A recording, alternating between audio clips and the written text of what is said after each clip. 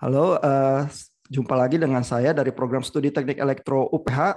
Nama saya Ihan Martoyo. Saya bersama beberapa teman alumni sama-sama di Teknik Elektro ITB dulu waktu kuliah. Ada Bapak Heri Chandra.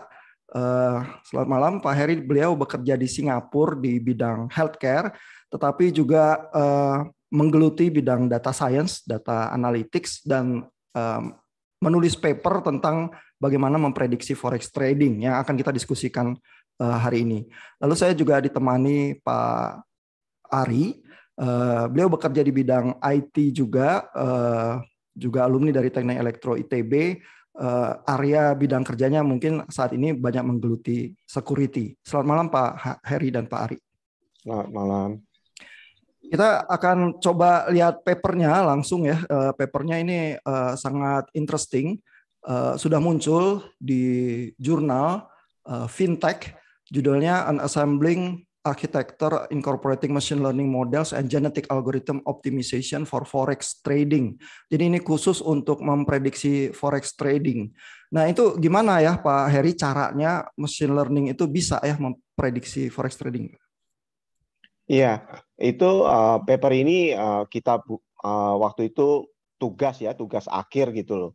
Waktu itu saya iseng-iseng mau belajar kan machine learning AI karena udah banyak di bidang analytics agak lama gitu.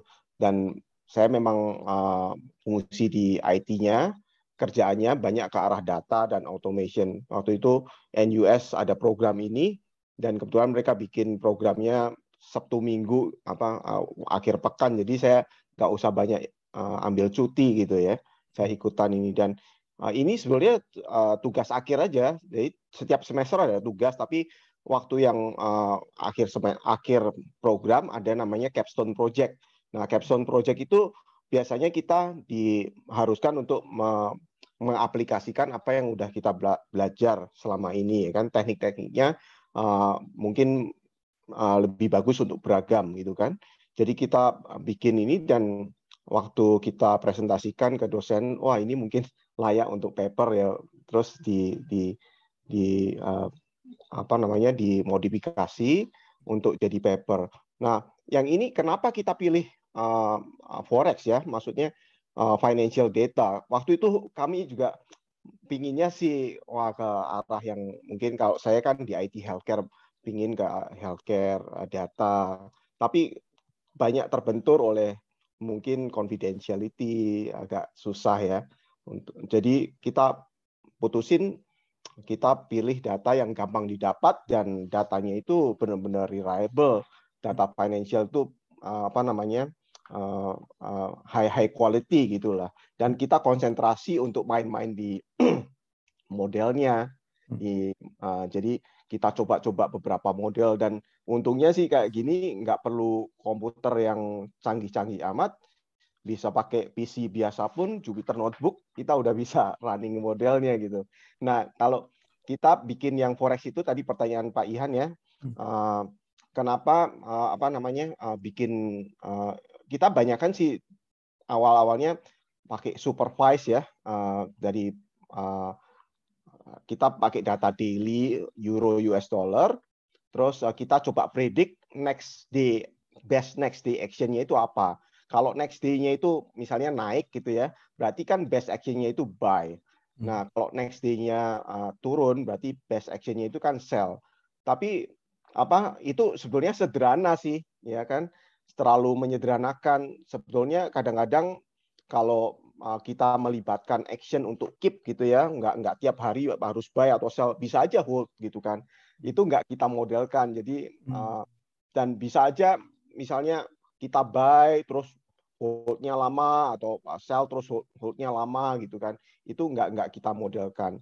Jadi yang kita coba di sini itu kita coba beberapa metode yang cukup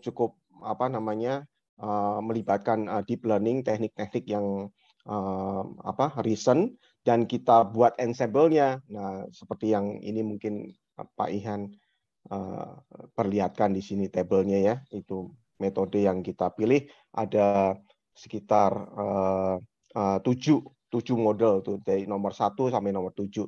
RL itu reinforcement learning, jadi kita pakai reinforcement learning method juga.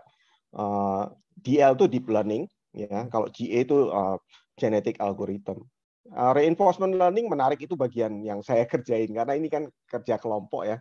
Yang saya kerjain tuh reinforcement learning. Teknik reinforcement learning itu bukan supervised atau unsupervised, dia itu belajar sambil melakukan action gitu loh.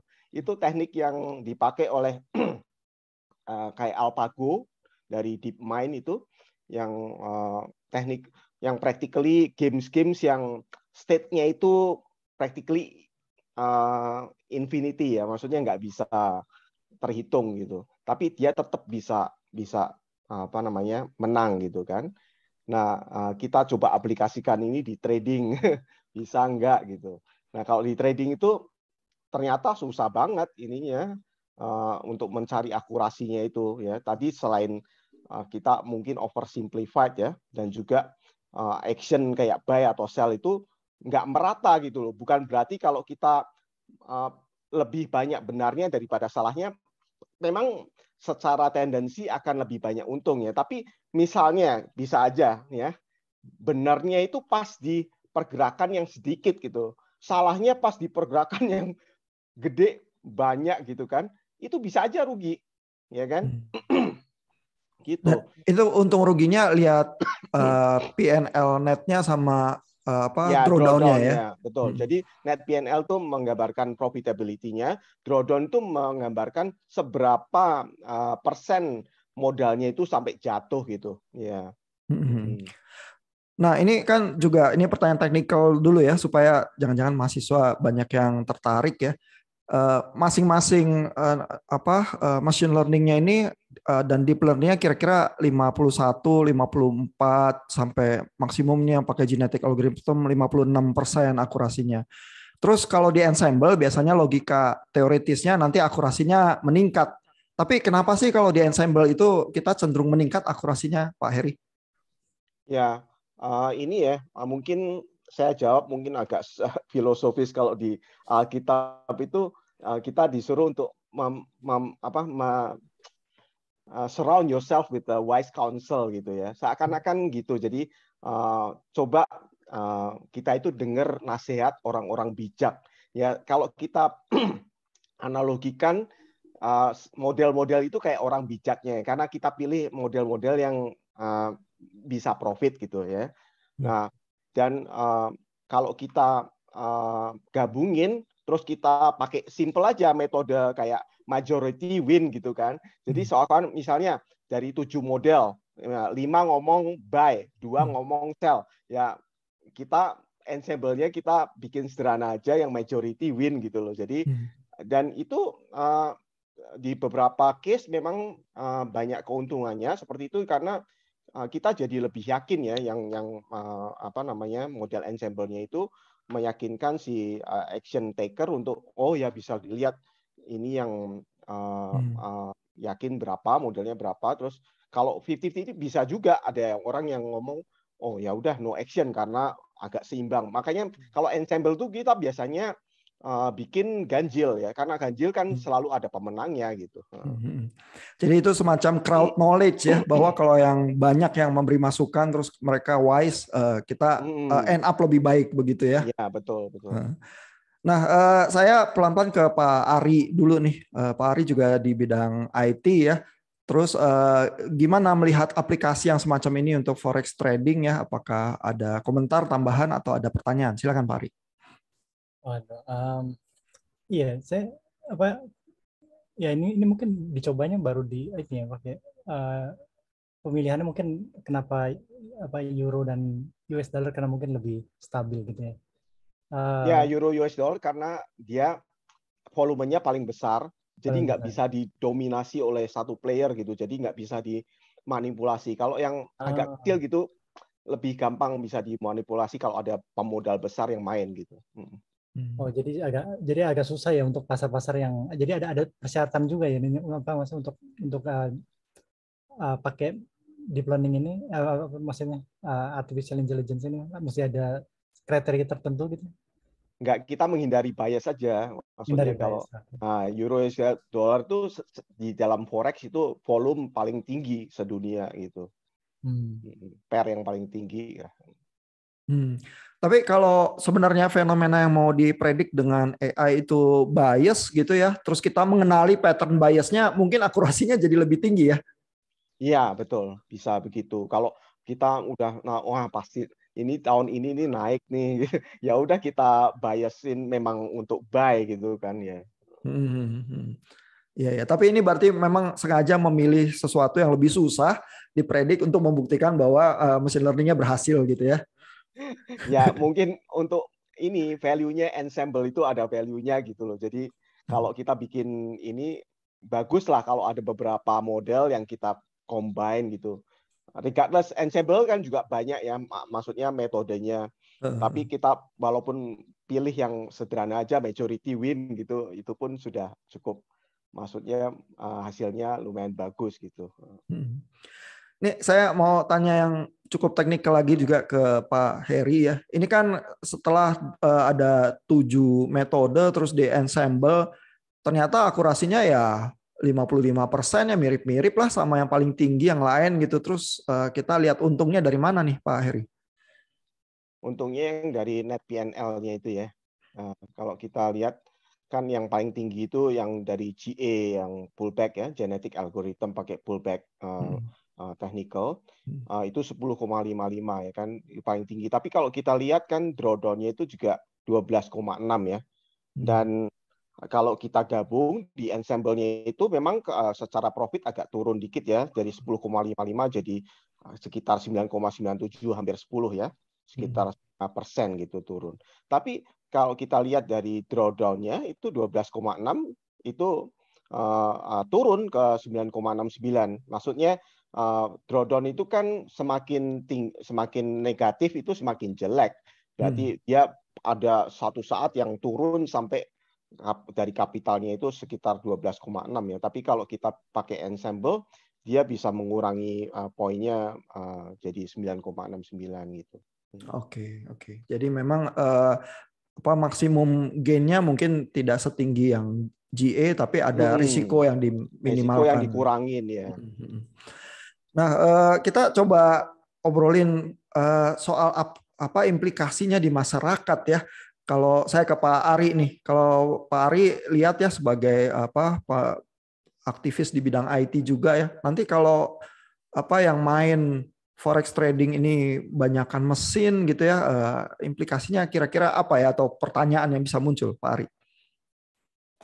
Ya, maksudnya ya mungkin pertanyaannya mungkin banyak orang mungkin pikir wah kalau mungkin mesin yang main gitu ya mungkin jadi udah pasti untung gitu mungkin pertama kali itu ya mungkin tapi ada juga mungkin side effect yang lain ya apa maksudnya kita itu juga tahu maksudnya kayaknya nggak mungkin juga semua untung ya ya maksudnya kalau ada yang naik pasti ada yang turun juga gitu ya dan ya mungkin persepsi semacam itu yang mungkin kita perlu ini juga ya bikin awareness ke masyarakat juga gitu ya bahwa mesin learning ini juga nggak seakurat yang kita inginkan juga gitu ya. Maksudnya nggak berarti bahwa dengan memakai ini kita juga bisa langsung selalu untung gitu ya. Nah, ini ada beberapa aspek nih ya. Dari segi akurasi kan udah dibuktikan secara saintifik lewat papernya bisa di atas 50% ya. Ya paling tidak bisa sampai 55-56% akurasinya. Tapi pertanyaannya Pak Ari itu tadi lebih ke arah apa ini zero sum game ya? Kalau ada yang menang pasti ada yang bangkrut nggak sih ya? Terus efeknya di masyarakat seperti apa? Pak Heri gimana Pak? Ada pendapat Pak? Ya kalau kita trading forex memang kecenderungannya seperti itu karena biasanya untuk short term ya. Tapi kalau bukan murni zero sum juga, kayak orang kan cenderung bilang kalau stok itu nggak zero sum karena kalau perusahaannya makin bagus, nilainya makin ini, ya semua orang yang beli di beberapa titik itu semua pada untung. Tapi kita kalau mikir forex, kalau untuk pegang jangka panjang bisa juga seperti itu. Misalnya saya beli pas 1,1, saya jual ke Pak Ihan 1,2. Pak Ihan beli 1,2, jual pas 1,3, 1,3 diambil Pak Ari gitu kan. Pak Ari ambil 1,3 dan sekarang 1,5 misalnya begitu. Itu pun ya semua untung gitu kan. Tapi di forex gitu pergerakannya itu biasanya komanya itu pipsnya itu volatile lah, satu hari itu bisa mungkin 100-an pips gitu-gitu. Dan kebanyakan orang trading forex itu untuk jangka pendek, bukan jangka panjang seperti stok ya. Kalau stok kan kita investment, kita keep untuk long term gitu kan. Iya. Jadi apa namanya zero sum atau enggak tergantung cara lihatnya, tergantung time frame-nya gitu. Tapi kalau memang forex cenderungnya ya orang seperti itu ya, banyak yang kalah dan di satu sisi pemain-pemain besar banyak yang mengambil kekalahannya dari pemain-pemain kecil itu. Yeah. Jadi polanya juga adalah kalau besar mungkin lebih punya kecenderungan menang karena kayak bandar gitu. Kalau pemain kecil terus banyak berusaha gambling seringnya kalah gitu ya. Ya, betul. Ya. Mungkin itu kali yang perlu dipahami masyarakat ya, walaupun ada teknologinya ya. Selain itu juga tadi ya seperti tadi Pak Heri bilang ada kondisi-kondisinya, maksudnya kayak kita diambil mata uang euro dan US dollar yang maksudnya yang ya supaya nggak bias gitu ya misalnya. Mungkin kalau kita juga main forex untuk mata uang yang lain atau ya maksudnya ada kondisi-kondisi tertentu lah, mungkin kayak market crash ya itu pasti nggak bisa diprediksi ya, maksudnya machine learning juga ya saya nggak tahu bisa prediksi bubble maksudnya waktu apa kejadian misalnya seperti ini udah marketnya bakal crash nih gitu. Kalau bisa seperti itu ya, mungkin ya bagus juga gitu.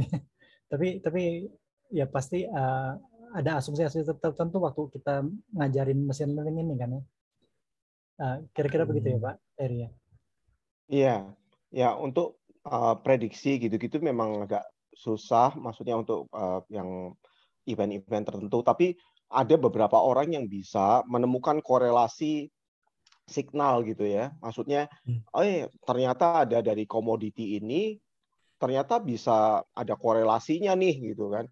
Banyak orang yang bikin kayak regresi gitu kan. Oh, misalnya apalah suatu fenomena yang kadang-kadang nggak nyambung, ternyata kok korelasinya tinggi banget gitu kan. Kadang-kadang ada juga orang yang bisa seperti itu. Maksudnya asal signal yang dimasukin ke model kita banyak gitu, terus kita bisa crunch gitu kan. Mana nih yang kira-kira korelasinya bagus nih untuk kita jadiin model gitu kan. Jadi mungkin ada orang yang bisa mengeksploit itu. Jadi asal signal yang ini terjadi beberapa saat sebelum ini kan, dan ini korelasinya tinggi, misalnya pas ini ada kejadian, itu bisa dieksploit untuk mempredik yang akan kita trade ini gitu kan. Ya. Jadi waktu lagi krisis ekonomi tahun 2008 aja kan, itu kan bubble di Amerika pecah. Tapi sebenarnya banyak juga orang-orang di Wall Street tahu ini kayaknya bahaya, bentar lagi bakal krisis ya sebenarnya ya. Jadi bukan sama sekali nggak tahu nih. Tapi mungkin kesulitannya adalah milih fitur yang mana faktornya yang kita bisa buat meramal ya, itu problemnya ya. Ya. Jadi kayak yang hedge fund yang ini tuh mungkin dia kumpulin signal banyak sekali ya. Jadi dia akhirnya bisa crunch dengan superkomputer mereka. Wah, ini kira-kira yang promising gitu loh. Padahal sih, maksudnya kalau zaman dulu itu ini mereka berdasarkan intuisi gitu ya. Mereka kadang-kadang lihat satu pattern gitu, kayak saya baca bukunya Jim Simmons yang salah satu mathematician yang jadi quant ya, terkenal. Jadi itu ada timnya yang lihat, wah kalau hari Jumat nih selalu orang ini tradernya mereka close position dan mereka banyakkan jual gitu waktu Jumat karena mereka nggak mau menanggung resiko selama weekend gitu kan. Nah itu tindakan itu dia exploit. Jadi waktu Jumat banyak trader-trader yang jual, dia beli. waktu nanti awal minggu mereka beli lagi, mereka ini jadi counterparty-nya jadi jual. Jadi mereka kan ada keuntungan ya. Itu bisa dieksploit gitu. Itu ya contohnya yang sederhana begitulah. Tapi kalau yang untuk yang sophisticated, maksudnya data kan sekarang banyak tersedia. Mungkin apalah trading corn, trading oil, trading soya bean atau apa. Mungkin ada yang korelasi gitu loh. Secara nggak sengaja ketemu gitu kan. Ini diskusinya bisa panas nih. Tapi kita lanjut di klip berikutnya ya.